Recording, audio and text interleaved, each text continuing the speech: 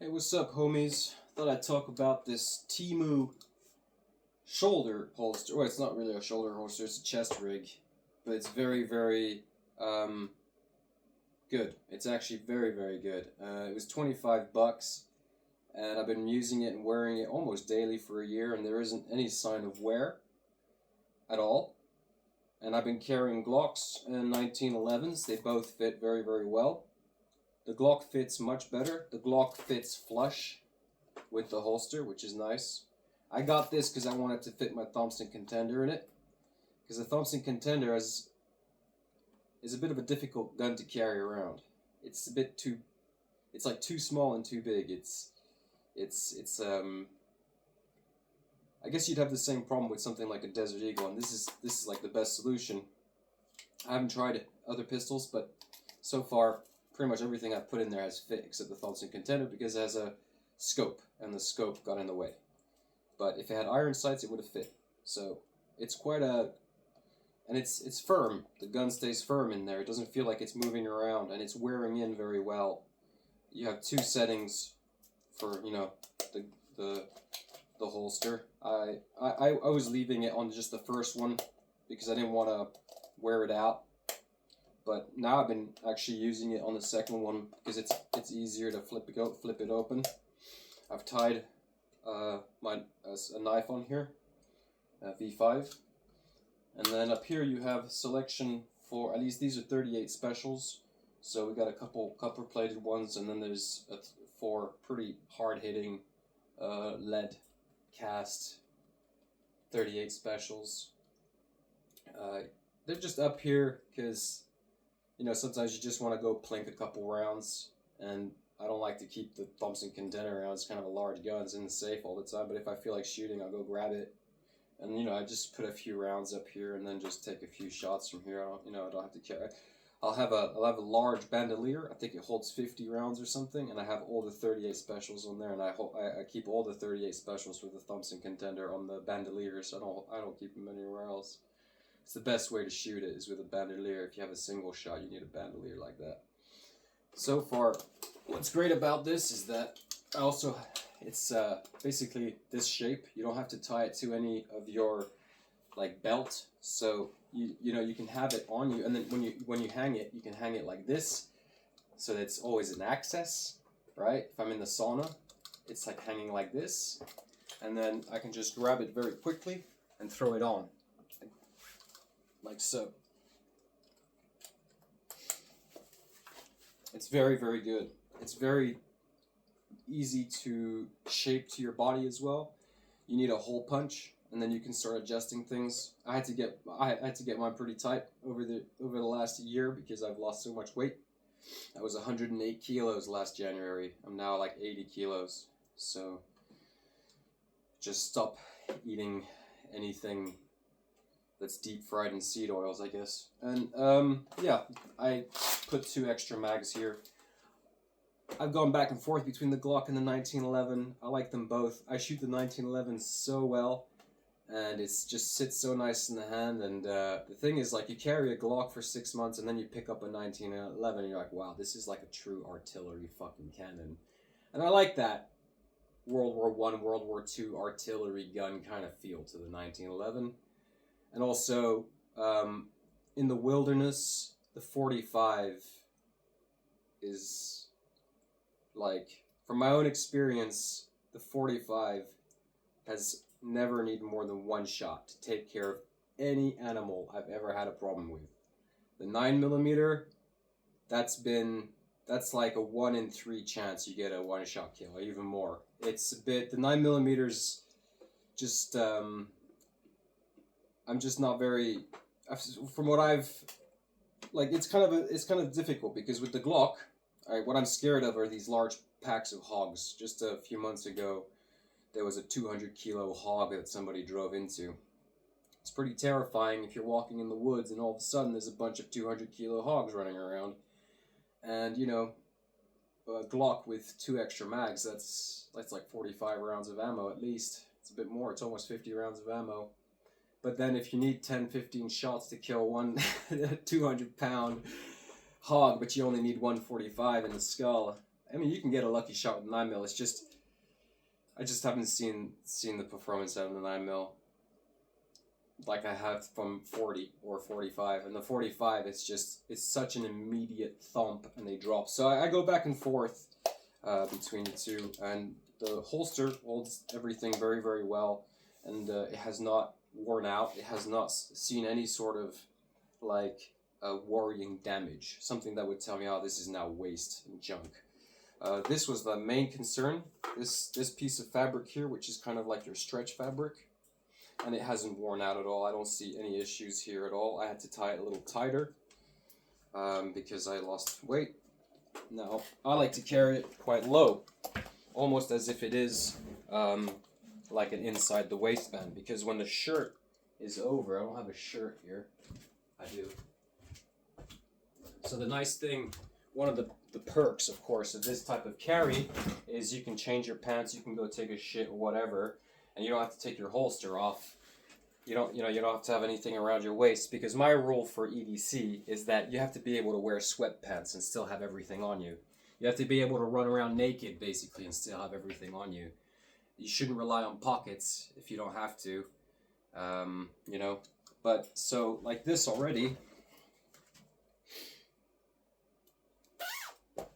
and it's very, very hidden. You can't tell. And if I'm in the car, it's in the good spot. It's just elevated above the, you know, it's not, if I'm in the car, it's not actually in my pants. It's above the pants. So I think in a way this is better than the inside the waistband, because if you really need to, you can, right? You don't have to. So you can, there's a lot of ways you can access this rig. It also allows you to carry a much heavier rig than you're used to. And what I found is, I had the mags here for a while, but I preferred having all the weight on one side. And I found the other pouch like this, so I'm gonna have a couple extra mags here soon. The nice thing with the 1911 is because the mags are so thin, because it's single stack, everything brushes up very well against your body, and it's very comfortable. It doesn't feel like you're wearing a, you know, next generation fucking exoskeleton or something with all these protruding knobs coming out of you. Now, albeit they don't really stick out all that much. The thing is, the funny thing with the Glock mags is they're pretty heavy when they're fully loaded. And the single stack mags aren't, so, well, this one's empty. I had a bit of a, yeah, so here we got some hard cast, you know, just basic 45.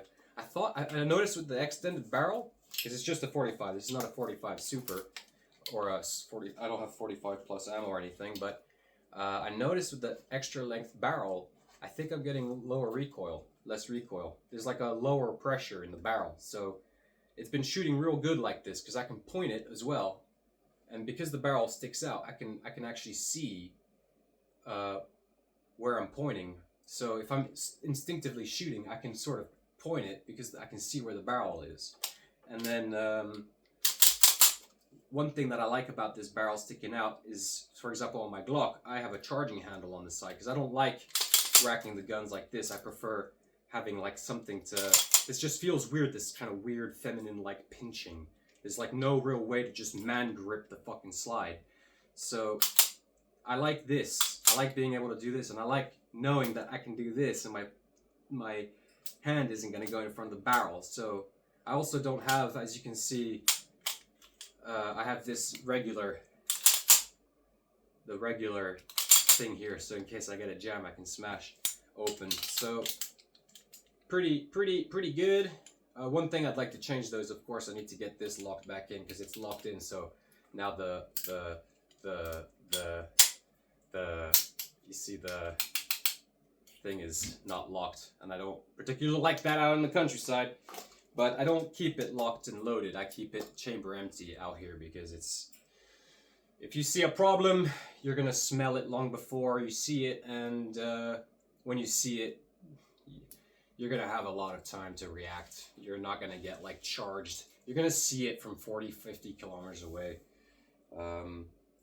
It's just important to have it on you. So far, I've found this rig to be excellent. I've found it to be very, very versatile. And because, you know, and I leave some things on it. I have this fire starter here, but it does kind of protrude as a little bit. I've tried to put pockets on it, but it's kind of like meh. It really only needs the gun, the mags, and a little extra knife. I like to keep this one on here because it's really, with that rivet lock mechanism, it works very well. Of course, I'll have to make more of those at some point, but as you can see, there's a lot of versatility to this, and if I could sort of redesign this myself, what I'd like to have is a place where I can leave a couple 30-06 rounds. You know, because even though I do use these, they're not really all that useful, because if I do go shoot with a Thompson, I'll often just bring the bandolier anyway, and these are, I sometimes use them, but not nearly as much as just grabbing a few by hand, so it's like they're there, but I also don't like using them, prefer keeping them there. But what I would like to have here instead is like 1 or 2 30-06 rounds, and that would be fucking cool. For aesthetics, maybe a 45-50 or something, 45-70 or something, but overall, I'm super pleased with it, and I think you're gonna really like it too. And I think you can very easily remove this. This is not a, you know, this is just kept in place with some threading, you know, of course. So just undo the threading from here and pull these off, and then you know, then you don't have that sticking out. I prefer it to a under armpit holster, and I prefer it to a waist holster. You know, it's in the sense that I can really just, I'm very free everywhere. My pockets are not kind of obtruded. My pants are not somehow, you know, I can, if I need to go and change pants, or I need to go and quickly, you know, all these kind of things. It's nicer to be able to have the gun on you kind of like this all the time, regardless of, you know, what you're wearing, and not have to rely on some kind of like a belt around your waist. It's just not comfortable, you know, having a gun around the waist nearly as much as, you know, hanging like this. I've done a lot of running with this, and it's been fine. It doesn't move around too much. I haven't done any like cartwheels or anything. I have. If you do forget to close this, it will fall out. It will fall out. So it does. It will fall out if you don't click this in place. It absolutely will when you lean over. It's just a matter of time. One downside is I'm not sure actually how much space there is in there for your light. So that's maybe where you cross the line with whether or not this is a good holster or not. And of course, maybe even, I didn't even think of that. I haven't really gotten into the red dots on pistols yet. I sort of, my shooting career ended just right before people started adding red dots on goddamn everything. So, but I've just stick to this. You know, this is the competition pistol I've been shooting and using and blasting for since I was, what, 12? So 22 years, you know? And the previous slide was so worn out and shaking all around that it was so worn out, the gun. It had to be changed. So, but I looked at all the options, and these sights were just, these are the sights. I just fell in love with these sights. I don't know what they are. I don't know what they're called, but I just absolutely love those sights. And you know, they're probably pretty similar to how red dots work anyway. So very, very good. You can get it from Temu. It's the triangular one it's literally just a simple loop with a hook like this that clips around, and you can attach your holsters there. You can, you know, you can modify it as you wish, because it's only 25 bucks. So, you know, here it is. This is the one. I strongly recommend it. I think you should definitely try it out.